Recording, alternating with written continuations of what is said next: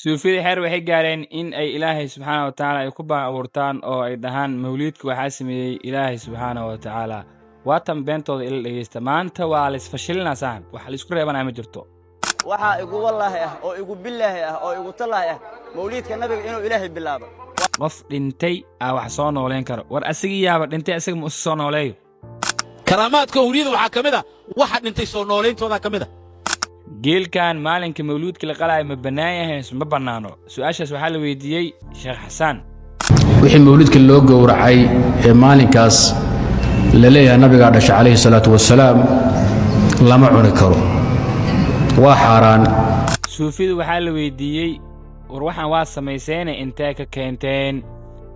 haddii aad leedihiin nebi maxamedaa sameeyey noo keena haddii aad leedihiin khulafaa uraashidiinaa samaysay noo keena caddayntiina ma hayaan meel cilla ay garaacayaan suufiyada waxaa aad u faahfaahineen sheekha caalimka ee sheekh umal wakhtigii qur'aanku degayay lama aqoonin wax la yidhahdo mawliid saxaabadii nebigu intay noolaayeen wakhti bay nebiga ka dambeeyeen in badanoo ayaga ka mida intay noolaayeenna lama aqoonin wax la yidhahdo mawliid wain tanaasactum fii shayin farudduuhu ila allaahi waarasuul ilaahay subxana wa taala wuu ogaa muslimiinta dhexda in dood ay imaan doonto wuxuuna sheegay in haddii la doodo loo laabto diinta iyo sunnada nebiga sal ly slam assalaamu calaykum waraxmatullaahi wabarakaatu waxaan ahay walaalkiina mister kilmataani oo idinla xilli kastoo idintahay wanaagsan halka aad nagala socotaan waa beedka facebook ama youtube ee mister kilmataani had iyo jeer waxaad la socotaan xilliga cawn markii la gaaro bisha rabiicul awal culimmada dhexdeeda waxaa ka dhex dhasho dood aad u weyn oo dhanka diinta ah doodaas oo ay wataan ama aad ay u hadalhayaan dhanka baraha bulshada siiba arrinta mawliidkan ma bannaan yahay mise ma bannaano muxuu yahay mawliidkan yaa laga keenay intee laga soo guuriyey xoolahan la qalay ma bannaan yihiin waxaas oo dhan maanta waxaa waaye sidii bacd amala u fiiqi doonnaa waana sheegi doonnaa wixii karaankeenna oo ilaahay naga fahansiiyenna waan ka sheegi doonnaa ama waa ka dhihi doonnaa annagoo ku soconayno amarkii rasuulka ee ahaa balliquunii walow kaana aayah gaarsii hal aayadba ha ahaatee nebigeenna moxamed sal ly slam wuxuu leeyahay man camila camalan laysa calayhi amrunaa fa huwa raddun qofkii sameeya wax annaga aanan samayn aakhare waa la soo lalaayo wejiga ayaa loogu dhufanayaa sidoo kale riwaayad waxay leedahay man xadata fii amrinaa haada maa laysa minhu fa huwa raddun wax annaga aanan sheegin qofkii sheega waa la soo lalaabay aakhare isagana wejiga ayaa loogu dhufanayaa culimmada way isku waafaqsan yihiin nebi moxamed sal ly slam xilli kasta in la weyneeyo daqiiqad kasta saacad kasta maalin walba in la weyneeyo laakiin suufiyadu waxay ku doodayaan ama ay leeyihiin bisha mawliid markii la gaaro annaga waxaan soo gadaynaa 200 oo neef oo geelaan soo gadaynaa 1500 oo neef oo geela soo gadaynaa waa qalaynaa waa weynaynaynaa xafladaha u dhigaynaa bal waa kana dabaaldega ay samaynayaan ila daawada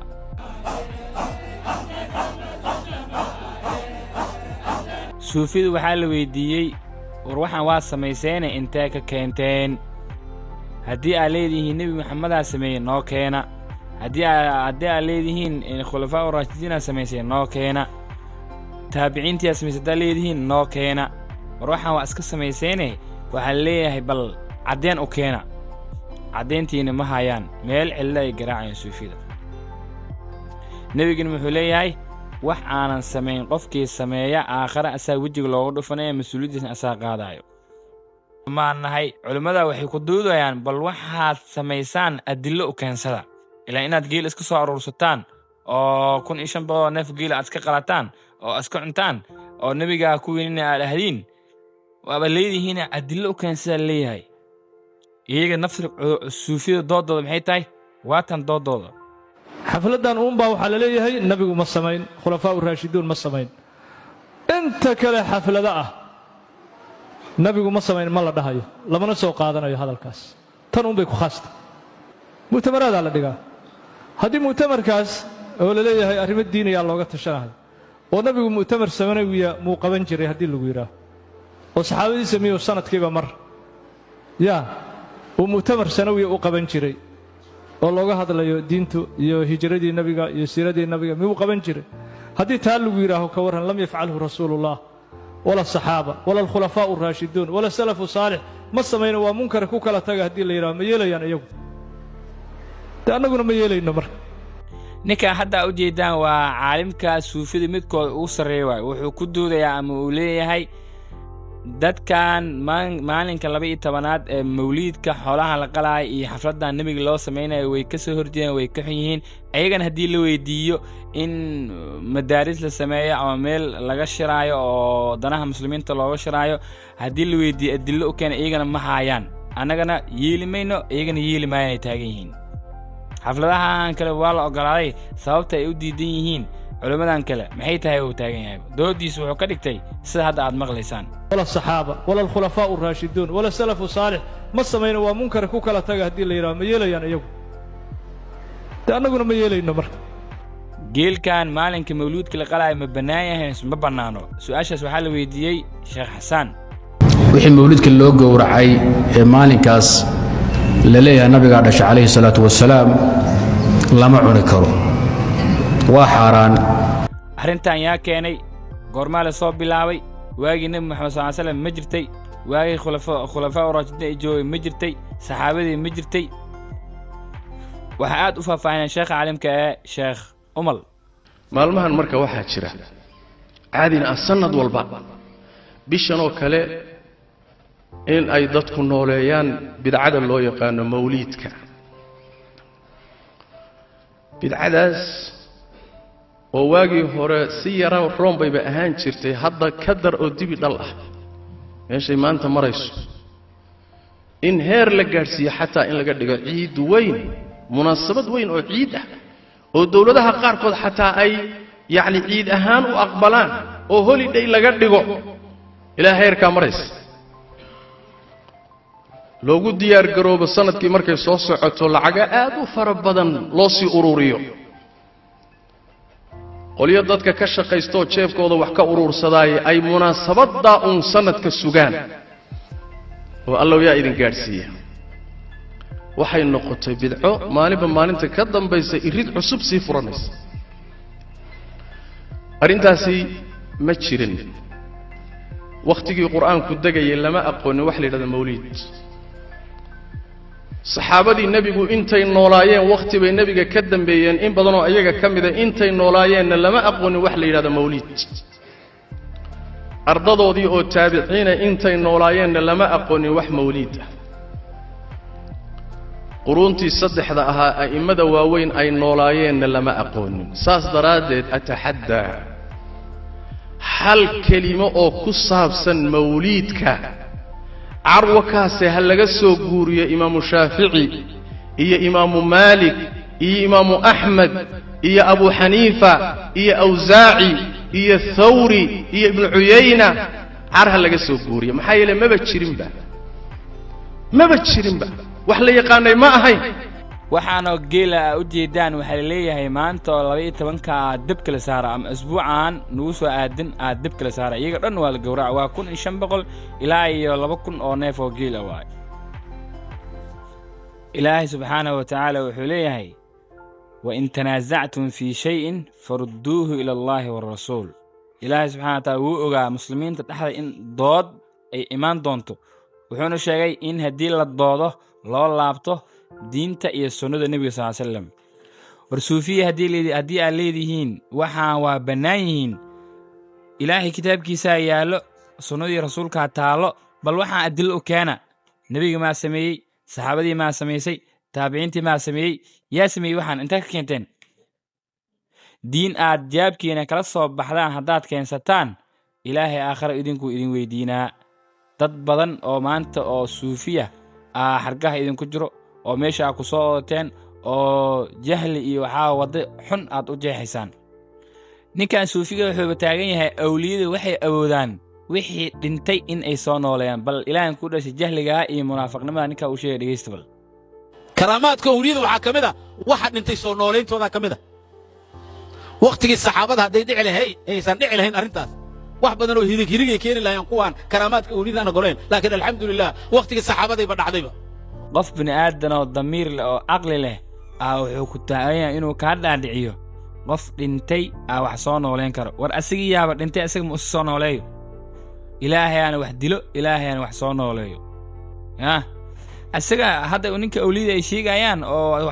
walxa uu soo nooleen karo uu leeyahay asiga ma soo nooleeyo asaaba dhintay asaada qabri ku jiro oo tiisi sugayso oo amalkiisa xisaabin sugayso asiga ma soo nooleeyo wax nooleen karo bal jahliga iyo dhibaatada ummadda aad u sheegaysaa maad ka deysaan aakhira dambaysay ma ilaahay ka cabsataan ma sida ummadda ka deysaan suufiyey arrintan wax soo gabagabeeyey ama biyaha ku shubay sheekha caalimka ee sheekh mustafa su'aal aad muhiim u ah soo jeediyey waa kan sheekh mustafa oo hadlaya su-aasha isweydiinta le markaa ma aha nebi maxamed weynayntiisa kama hadlayo qofka muslimka ee ka doodana uu ku gaaloobaya waadix soo taasi maaha qofka muslimka ee nebi maxamed weynayntiisa ka dood geliya uu ku gaaloobaya waa maxay markaa cillada xagee ka jirtaa cillada waxay ka jirtaa maalintaa in la xusaa ma tahay qaab loo weynaynayo waa isku wada fursanna inaynu weynayno laakiin qaababkii layna faray inaynu nebiga u weynayno maalintaa in la xusaa ma ku jirtaa nebigu inooma sheegin isaguna ma xusin saxaabadii la joogtayna ma xusin taabiciintii ka dambaysana ma xusin madaahibta afarta ah culammadaynu ku naqaanayna may xusin shantiina way ka tageen kanna way xuseen culammada wakhtigaa wixii ka dambaysay waxay isweydiiyaan war mas'aladani ma ka mid tahay wixii diintu inoo sheegaysa mise kama mid aha culammada badh waxay idhahdeen war dhibi kuma jirto haddii nebiga la xuso waa kaasi culamo badanina waxay leeyihin war ruuxan ima soo gara laakiin anigu hal kalaan kuu sheegayaa waxaasoo dhan ka baxsan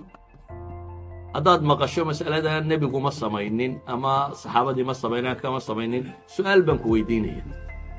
nebi maxamed sidoo alle u caabuday si ka badan miyaad u caabudi karaysaa maalintaad intii nebi maxamed uu sameeyey dhammayso aan sugu nimaadna bidaca markaa suufiyey nebiga maa ka haysiin in aad sacabku soo dhowaysaan maalinkii uu dhashay minaha aad sacbisaan oo aad coloosha qabsataan qeyra jabbaan meesha aan oolin in aad saarataan manigaad ka soo yaa idin sheegay aayad ma u haysatiin xadiis ma u haysatiin inta ka keentay waxaan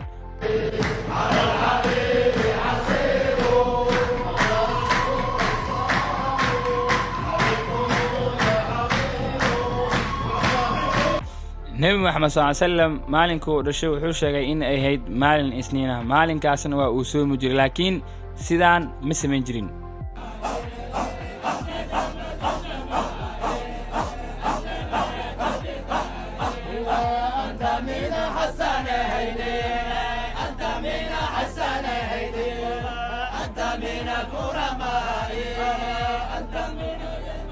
sheekha caalimka wuxuu ka mid yahay culimmada weydiisay ama su'aasha weydiisay suufida isagoo sheegay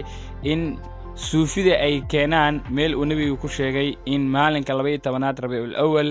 la xuso oo geel la qalo oo la sameeyo sidoo kale wuxuu sheegay asxaabadii sidoo kale taabiciintii waxaasoo dhan meesha aad ka keenteen sheeguu leeyahay su'aashiisana waa tan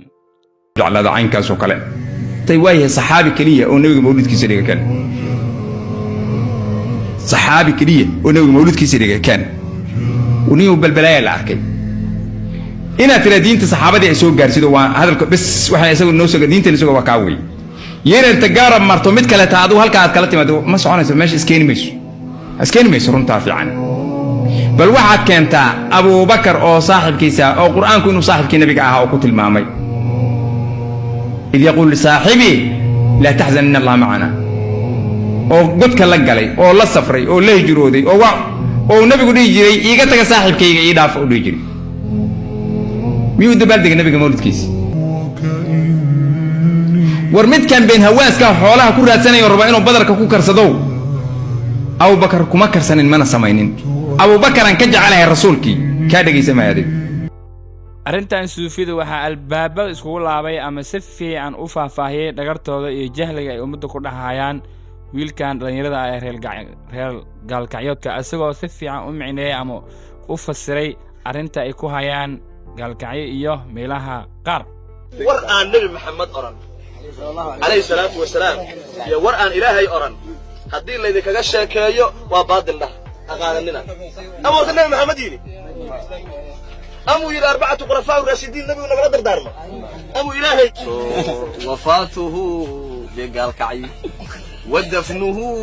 بقال صور شيخ حسن جاء مع شيء لا في معنى يا مركا ومعنى يا الله وقف إسلام وضبط شدبوضي waxaa irnaagaan maxay la jidboonayaan oo la rafanayaan waxa la sheeqay baa waxa la yiraahdo qasiida loo alifo loo qaado macnaha ma yaqaanaan baa maya waa u macneeyay marka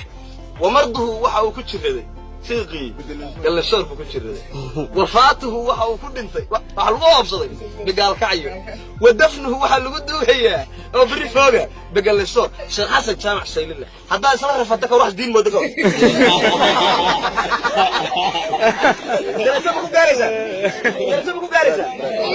ورآن نبي محمد أوران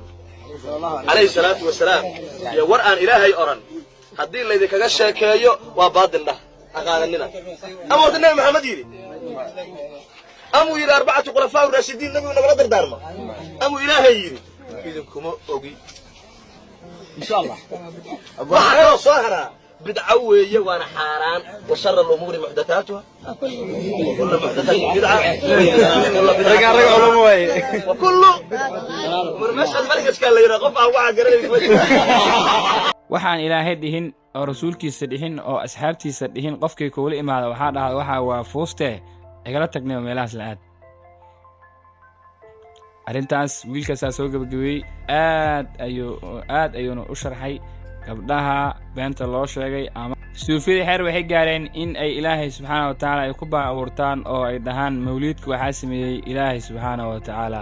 waatan beentooda ila dhegeysta maanta waa la isfashilinaa saaxib wax la isku reebanaya ma jirto waxaa igu wallaahi ah oo igu billaahi ah oo igu tallaahi ah mawliidka nabiga inuu ilaahay bilaabo waa dhaaraa soo saamaantaydii mawliidka nabiga ilaaha bilaaba ama diida ama yana idinka idin jirtaa